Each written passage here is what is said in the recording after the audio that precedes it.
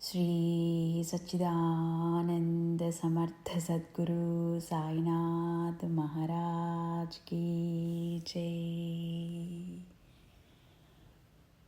నమస్కార సాష్టాంగ శ్రీ సాయినాథ. ఓం సాయిరామ్.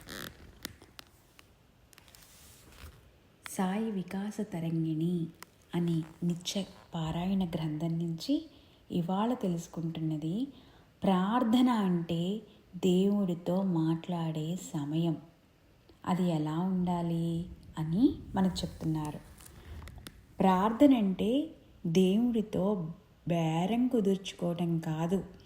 ఫలానా పని అయితే నీ దగ్గరికి వస్తాను, అది ఇస్తాను, ఇది ఇస్తాను, నాకు ఆ పని అయ్యేలా చూడు అని మొక్కుకోవడం కాదు. నిజమైన ప్రార్థనలో ప్రతిఫలాపేక్ష అనేదే ఉండదు.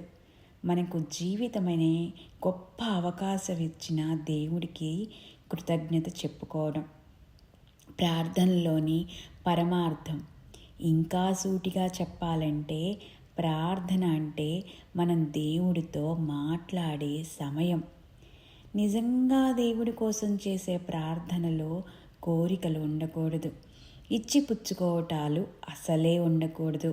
మన ప్రార్థన ఎలా ఉండాలంటే, సాయీశ్వర, నరకానికి భయపడి నేను మిమ్మల్ని ప్రార్థిస్తే నన్ను నరకంలోకి నెట్టివేయండి. స్వర్గంలో చోటు కోసం ప్రార్థిస్తే ఆ దరిదాపులకే రానివ్వద్దు. నా ముక్తి కోసం నీ అఖండ తత్వంలోని ఏకత్వాన్ని చిన్న కిరణంగానైనా నా పైన ప్రసరించమని కోరితే తప్పకుండా ఆ కోరికను తీర్చు. సాయినాథ, నా హృదయాంతరపు ప్రార్థన ఇదే. మరొక్కసారి ప్రార్థన చేసుకుందాం. నరకానికి భయపడి నేను మిమ్మల్ని ప్రార్థిస్తే నన్ను నరకంలోకి నెట్టివేయండి. స్వర్గంలో చోటు కోసం ప్రార్థిస్తే ఆ దరిదాపుల్లోకే రానివ్వద్దు. నా ముక్తి కోసం నీ అఖండ తత్వంలోని ఏకత్వాన్ని చిన్న కిరణంగానైనా నాపై ప్రసరించమని కోరితే తప్పకుండా ఆ కోరిక తీర్చు. సాయినాథ, నా హృదయాంతరపు ప్రార్థన ఇదే. మంచినే మాట్లాడు, మంచినే తలచు, మంచినే చూడు. మనుష్యాణం సహస్రేషు ద్వాపర యుగంలో శ్రీకృష్ణుని పలుకులవి. అంటే 1000 మందిలో ఏ ఒక్కడికో దేవుడిపై నిజమైన ప్రేమ ఉంటుందని ఈ శ్లోకానికి అర్థము. ఇది కలియుగం. ద్వాపరయుగ కాలంలోనే ఈ పరిస్థితి ఉంటే ఈ రోజుల్లో 1,00,000 మందిలో ఏ ఒక్కరికో నిజమైన భక్తి ఉండాలి. కానీ విచిత్రం, ఎక్కడ చూసినా గుళ్ళు, గోపురాలు, కిక్కిరిసిన భక్త జన సందోహాలే.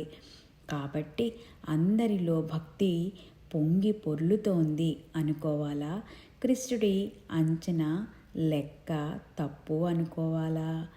శ్రీకృష్ణుడు చెప్పింది నిజమైన భక్తి గురించి. నిజమైన భక్తి ఎలా ఉండాలంటే, భక్తి ద్వారా మనిషి తనలో దాగి ఉన్న జ్ఞాన కర్మ శక్తుల్ని భగవంతుని మీదకి ప్రసరింపచేయాలి. అప్పుడు పుట్టే శక్తి మనసును నియంత్రిస్తుంది, హృదయంలోని మలినాలను కడిగివేస్తుంది, చెడు ఆలోచనలను తుదముట్టిస్తుంది, దుష్ప్రవర్తనలను పారద్రోలుతుంది. శ్రీ సాయి చెప్పింది ఇదే. మనసులో మంచిని తలుచు, కళ్ళతో మంచిని చూడు, నాలుకతో మంచిని మాట్లాడు, చెవులతో మంచిని విను. నీ మనసు నిర్మలం కానిదే నీ మనసులోకి ప్రవేశించలేను. భక్తి నిండిన హృదయంలో చోటివ్వు, నేనక్కడ శాశ్వతంగా కొలువుంటాను అని శ్రీ సాయి మనకు అందించారు. ఓం శ్రీ సాయినాథాయ నమః. సాయినాథార్పణమస్తు. మనకింత చక్కగా అందించిన డాక్టర్ కుమార్ అన్నవరపు గారికి నమస్కార సాష్టాంగ ప్రణామాలు. శ్రీ సచ్చిదానంద సమర్థ సద్గురు సాయినాథ్ మహారాజ్ కీ జై. అఖిలాండ కోటి బ్రహ్మాండ నాయక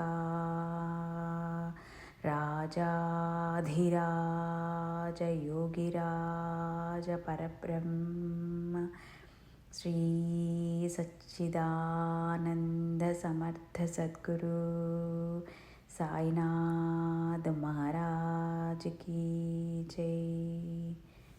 శ్రీ సాయినాథార్పణమస్తు. శుభం భవతు. ఓం శాంతి శాంతి శాంతి.